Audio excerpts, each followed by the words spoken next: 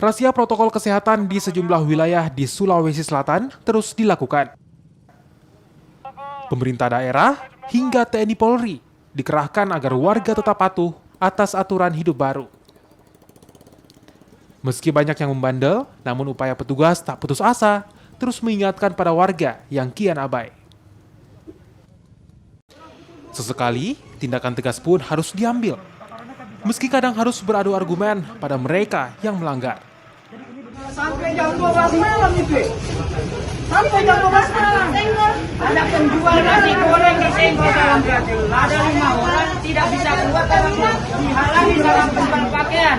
Nomor 4 tidak bisa keluar dihalangi dalam penjual pakaian. Kami penjual nasi goreng ada 5. Bukan warung di sana.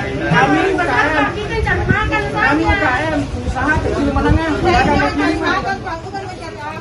Razia penerapan protokol kesehatan hingga pembatasan kegiatan masyarakat masih terus diingatkan. Meski berbulan-bulan telah ditetapkan. Jadi tadi para pedagang meminta kebijakan. Mereka pengen jam operasionalnya ditambah. Jadi kami komunikasikan dengan bagus, dengan baik.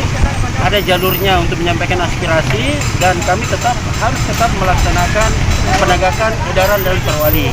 Jadi kami tadi sempat panjang berkomunikasi beserta Pak Camat tadi.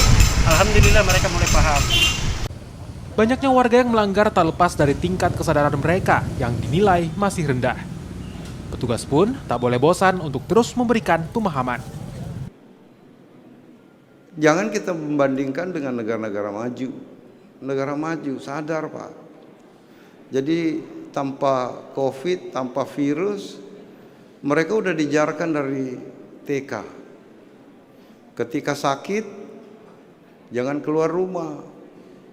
Di rumah pun pakai masker supaya tidak menularkan ke yang lain. Itu Pak. Maka Bapak Presiden, walaupun dengan segala risiko, semua harus kita pangkas untuk melindungi masyarakat.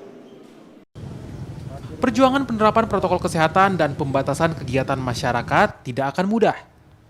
Apalagi sebagian warga kini mulai abai. Namun itu adalah langkah terbaik demi bisa menekan laju COVID-19.